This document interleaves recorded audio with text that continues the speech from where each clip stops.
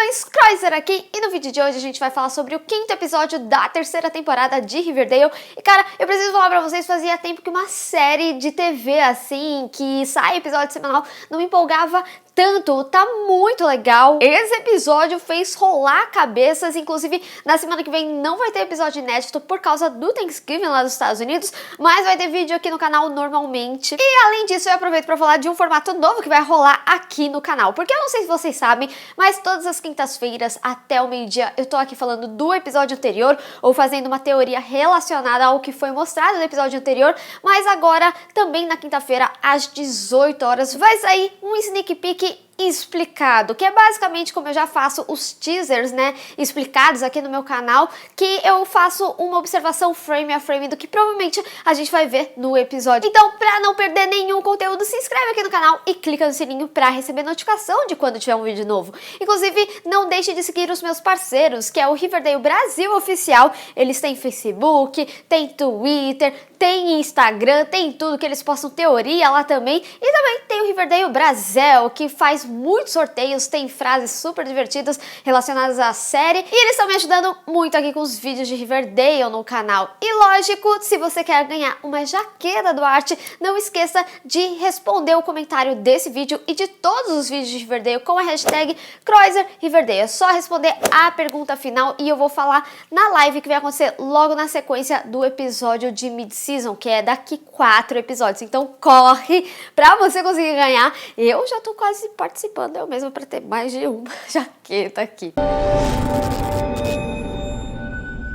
Esse episódio respondeu algumas questões, mas também deixou outras dúvidas, mas é lógico que você deve ter assistido com muita emoção. Eu tava, tipo, gritando sozinha no meu sofá, como, por exemplo, o reaparecimento do Mad Dog. Finalmente, o arco da prisão fez algum sentido, porque foi revelado que o diretor da prisão também estava jogando, o que reforça mais ainda a minha teoria de que o Harmon esteja envolvido aí com todo esse mistério que tá acontecendo em Riverdale. E, sinceramente, mesmo que ele tenha um sobrenome diferente, que é Norton, eu acredito que ele possa ser o pai do Red, porque já tinha sido confirmado que ele iria aparecer e nenhum dos novos personagens que a série prometeu que ia trazer, eles de fato apareceram. Então eu não acho nada difícil que ele que tenha batido, né, no Red, porque ele ficou nervoso com toda aquela situação da tentativa frustrante do Art fugir da prisão. Tipo, o plano do Art é, gente, agora corre! Que inclusive marcou o nosso paladino ruivo com um novo símbolo rúnico, que a gente não tinha visto até agora.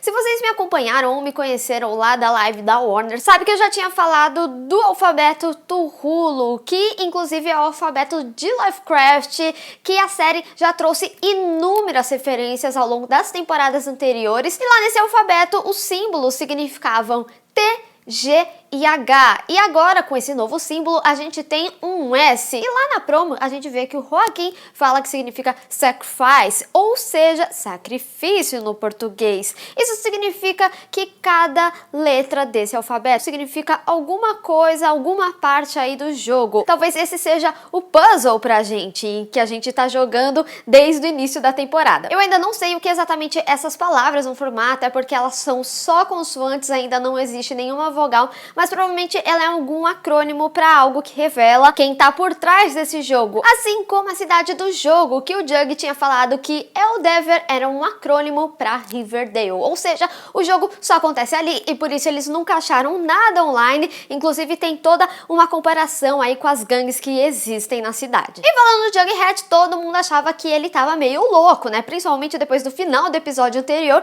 Mas sinceramente, eu acho que isso é uma forma da série te despistar que ele tá dando as dicas certas para justamente descreditar ele. Então eu acho que é muito importante a gente observar a narrativa do Jughead para você entender um pouco sobre esse jogo, até porque a narrativa desse episódio é bem equivalente ao que ele tá nos contando, que é essa linha paralela aí entre o jogo e a vida real. E não que as coisas estejam acontecendo necessariamente simultâneo, mas como as coisas estão conectadas.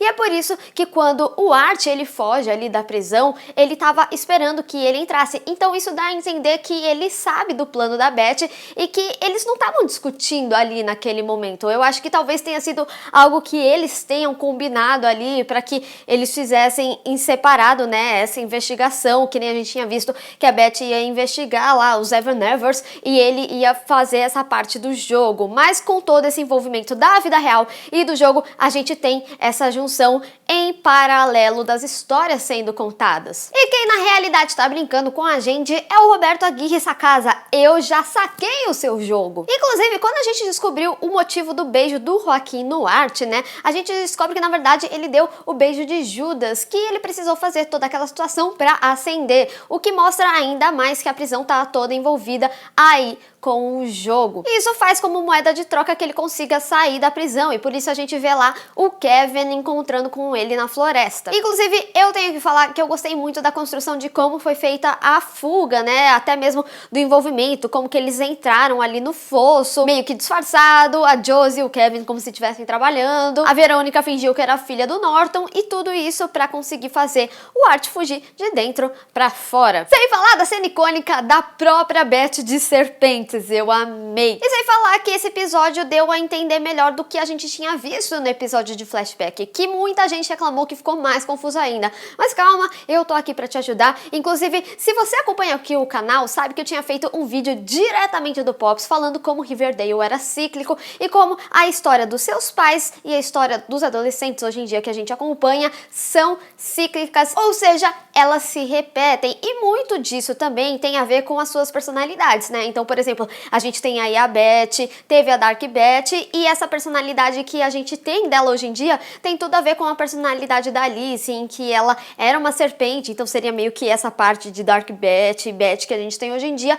até essa grande mentirosa, a garota mocinha e perfeita da cidade de Riverdale. E nesse episódio, depois de mostrar toda essa questão da fuga, a gente tem um novo pacto, que é justamente para ninguém falar sobre essa fuga, e onde o Art tá escondido, apesar da Ethel ela saber onde que é o bunker, ela anda meio sumidinha, eu não sei se ela vai atrapalhar a gente agora. Mas é muito interessante observar que as pessoas que estavam fazendo esse novo pacto são justamente os filhos das pessoas do pacto anterior. E mesmo que a Alice tenha dado a língua nos dentes, ela meio que sempre foi uma ponta solta de toda essa história, porque ela foi a única que não usou drogas, e o Hiram não contava com isso, né, naquela época, ou sei lá quem esteja envolvido com o jogo. E todos os envolvidos que foram questionados sobre o jogo do passado pareceram ou ter ficado um pouco desconfortáveis, falando que tem a possibilidade de existir outra versão, ou até mesmo desviaram o assunto. E é por isso que eu acredito que o pai do Red é o cara da prisão, em que ele tenha ficado lá nervoso e por isso bateu nele, assim como quando a Josie e o Kevin foram questionar a Sierra e o Tom, eles anunciaram o casamento deles, que eles vão se casar.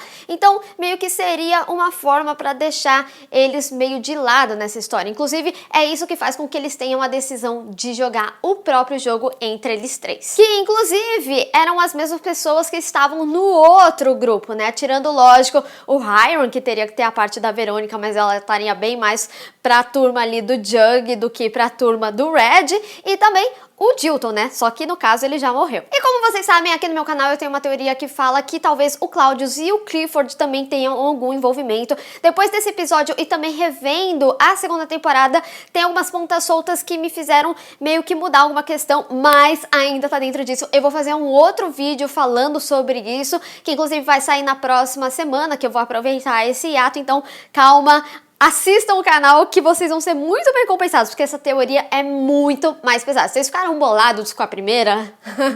Meus queridos, segura esse vídeo da semana que vem. É lógico que algumas questões ficaram em aberto nesse episódio. Inclusive, eu achei o Art super inteligente dele questionar o diretor de como o Hiram fez que ele fosse preso ali. Afinal, ele meio que sabia que seria o último dia dele, o que dá margem para eles investigarem lá fora da prisão. Inclusive, eu acho que a Beth vai ajudar nessa questão e o Jug vai continuar aí com o jogo. Mas é bastante interessante pensar que os envolvidos aí com essa história que o Hiram subornou estão numa mina. E onde você pensa que tem minas? Ai, meu Deus! Tá vindo especial de Natal da Sabrina aí! E, inclusive, o Roberto Aguirre Sacasa postou no seu Instagram uma foto do Art conversando com um doente. Mas esse trecho dá mais margem ainda para que a gente acompanhe uma narrativa em paralelo da vida real e do jogo. E se tratando de um jogo que possivelmente os Blossoms tenham algum envolvimento aí, nada mais estranho do que ter tido outros paladinos ruivos na história de Riverdale. E por que não o Jason ser um deles? E lógico, a gente não pode esquecer de falar do Jug venerando o Rei Gárgula, em que ele de fato foi para a terceira fase que ele queria, em que ele pudesse falar com ele frente a frente, o que me dá mais margem para acreditar que ele de fato tá investigando e não tá lunático, que nem todo mundo pensa. Mas deixa aí nos comentários qual outras possibilidades esse episódio trouxe. Vamos discutir. Não esqueça de responder usando a hashtag CroiserRiverdale para concorrer à jaqueta do Art. Bom, pessoal, se vocês gostaram desse vídeo, não esqueça de deixar o seu gostei e compartilhar nas redes sociais, inclusive me segue lá, se inscreve no canal e clica no sininho para receber notificação de quando tiver um vídeo novo. Hoje, mais tarde, eu te vejo analisando o sneak peek do próximo episódio. Até o próximo vídeo. Tchau!